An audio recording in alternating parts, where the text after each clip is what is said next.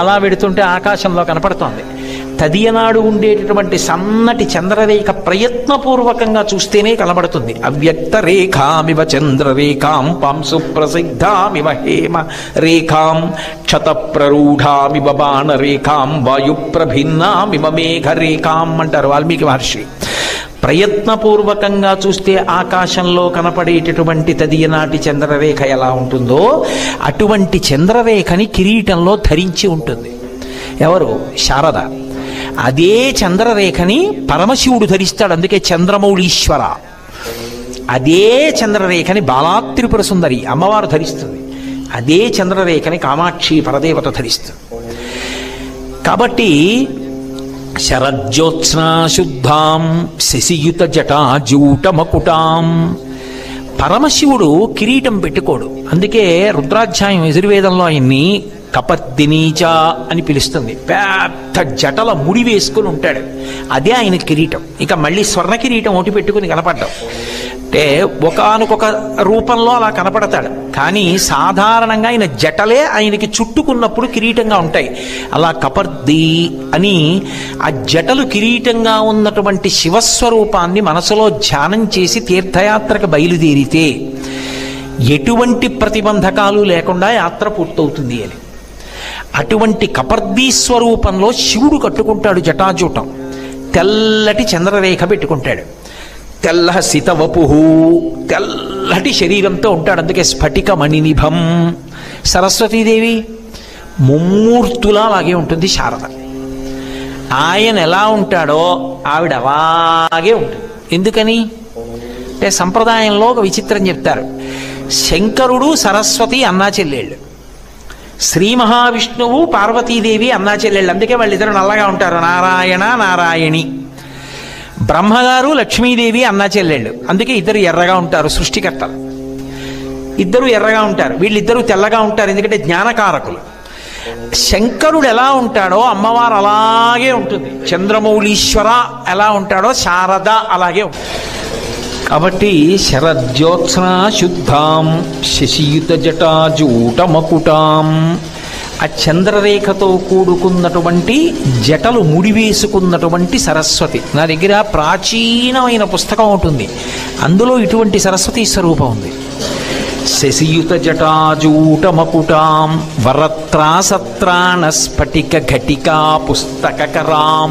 ఇది శంకర భగవత్పాదులు సరస్వతీదేవి గురించి చెప్పడం అంటే అద్భుతమైన రీతిలో చెప్తారు. అందుకే ఇప్పటికీ పెద్దలు చెప్తారు, ఈ శ్లోకాన్ని ప్రతిరోజు ఎవరు సంపుటీకరణం చేస్తారో, ఎవరు ఈ శ్లోకాన్ని చదువుకుంటారో అటువంటి వాళ్ళకి సరస్వతీ కటాక్షం కలుగుతుంది అని. యోని ముద్రా త్రిఖండేసి త్రిగుణాం వరత్రాసత్రాణ స్ఫటిక ఘటికా పుస్తకరాం. ఒక చేతితో వరముద్ర పట్టింది, రెండో చేతితో అభయముద్ర అనరు శంకరాచార్యులు వారు, శబ్దాలంకారం ప్రయోగిస్తారు. త్రాసత్రాణ, త్రాస అంటే భయం, త్రాణ అంటే తీర్చడం, అంటే అభయముద్ర పట్టింది. వరత్రాసత్రాణ స్ఫటిక ఘటికా పుస్తకరాం. ఒక చేతిలో స్ఫటికమాల పట్టుకుంది కుడి చేత్తో, ఎడం చేతి వైపు పుస్తకరాం, ఒక చేతిలో పుస్తకం పట్టుకుంది. సకృన్నత్వానత్వా, ఎన్ని మాటలు నమస్కారం చేయాలి ఆవిడికి, ఇది బాగా పట్టుకోవాలి మీరు. శంకరాచార్యుల వారి యొక్క ఆర్త్యంతా అక్కడుంది. సకృన్నత్వానత్వా, మంచి మనసు కలిగిన వాడవైతే, నీ మనసు గురుభక్తితో భగవంతుడున్నాడన్న నమ్మకంతో కూడినదై ఉన్నదైతే 100 మార్లు నమస్కారం చెయ్యవలసిన అవసరం లేదు అటువంటి వాడు. సకృన్నత్వానత్వా, ఒక్కసారి నమస్కారం చేస్తే కథమివ సతాం, అటువంటి సత్పురుషులకు సన్నిధదతే, ఎటువంటి వాగ్వైభవం ఇచ్చేస్తుందట ఆవిడ. మధు క్షీర ద్రాక్ష మధురి మధురీణాః ఫణితయః. 3 ఉపమానాలు ఇచ్చారు. మధు క్షీర ద్రాక్ష, మధు అంటే తేనె, క్షీర అంటే పాలు, ద్రాక్ష అంటే ద్రాక్ష పండు. ఈ 3 ఎలా ఉంటాయో అవతల వారి వాక్కుకి అంత శక్తి వస్తుంది.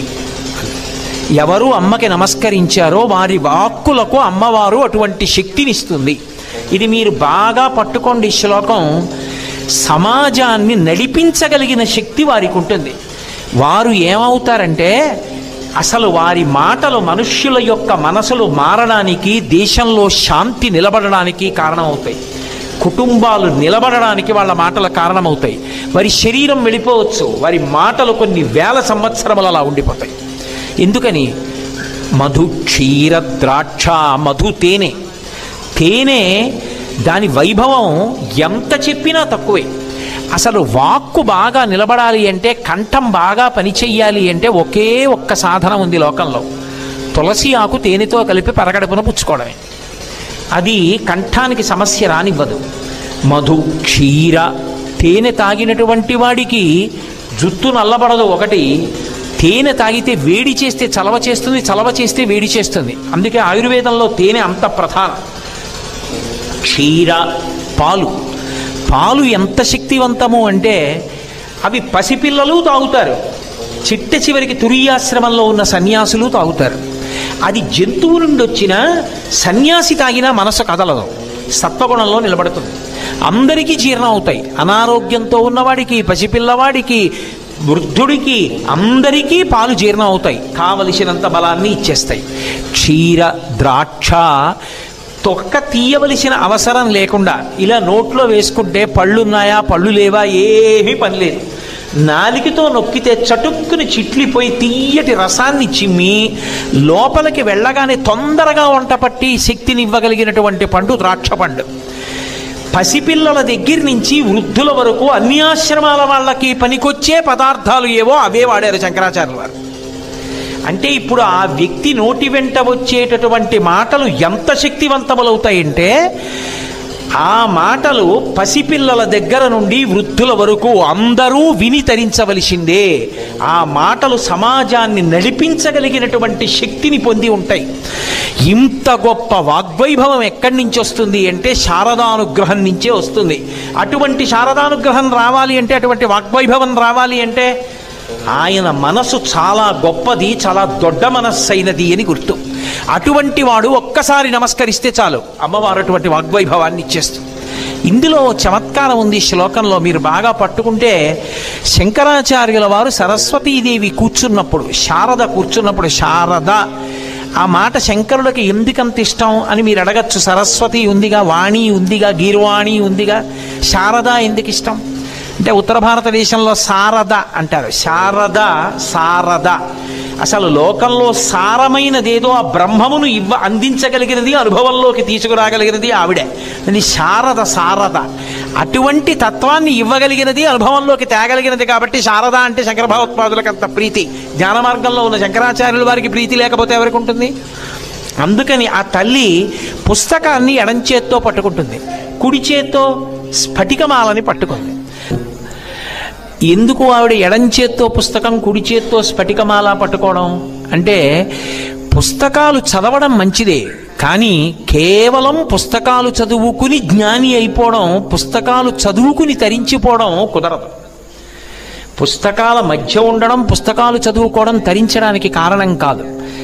ఏది తరించడానికి కారణం అంటే, ఏకశబ్ద సమ్యజ్ఞాత సృష్ట ప్రయుక్త స్వర్గే లోకే కామదుగ్భవతి అని. అది అనుష్ఠాన పర్యంతంలోకి రావాలి. పట్టుకున్న విషయాన్ని బాగా లోపల తిప్పగలగాలి. అందుకే కుడి చేతి వైపు స్ఫటికమాల ఉంటుంది, దాన్ని తిప్పుతారు, జపం చేస్తారు. అంటే మనసులో బాగా ఆమ్నాయం చేయడం, పట్టుకున్న దాన్ని జపం చేయడం, అనుష్ఠాన పర్యంతంలోకి తెచ్చుకోవడం అత్యంత అవసరం. అంతేకాని ఎన్ని చదువుకున్నావు అన్నదాని వల్ల ఉపయోగం లేదు. సంధ్యావందనం చెయ్యాలి అని చదువుకున్నాడు, సంధ్యావందనం బాగా నోటికొచ్చు, సంధ్యావందనం చేయడు, ఏమిటి ఉపయోగం? అది కాదు. నువ్వు ఎంత చదువుకున్నావు కాదు, ఎంత అనుష్ఠానంతో ఉంటావు, నువ్వు చెప్పిన దాంట్లో నువ్వు ఎంత పాటిస్తుంటావు, ఇది ప్రధానం. ఇది ప్రధానమైనప్పుడు ఎవరు అనుష్ఠాన పర్యంతంలోకి వెడుతున్నాడో వాడికి శారద యొక్క అనుగ్రహం అంత శక్తివంతం అవుతుంది. ఆయన నోటి వెంట మాటలు అటువంటి వాడు పలికిస్తుంది. అవతల వారి గుండెల్లోకి దూసుకుపోతాయి. అవి దూసుకుపోయి అవతల వారి యందు మార్పుకి కారణమవుతాయి. కాబట్టి మధు క్షీరద్రాక్ష మధురి మధురీణాః ఫణితయః, ఇటువంటి వాగ్వైభవాన్ని ఇవ్వగలిగిన శక్తి శారద నుండే ప్రసరించాలి. అంటే ఈ లోకంలో గురుమండల రూపిణిగా లోకంలో ఉన్నటువంటి వారిలోని చెడు గుణములు పోయేటట్టుగా మాట్లాడగ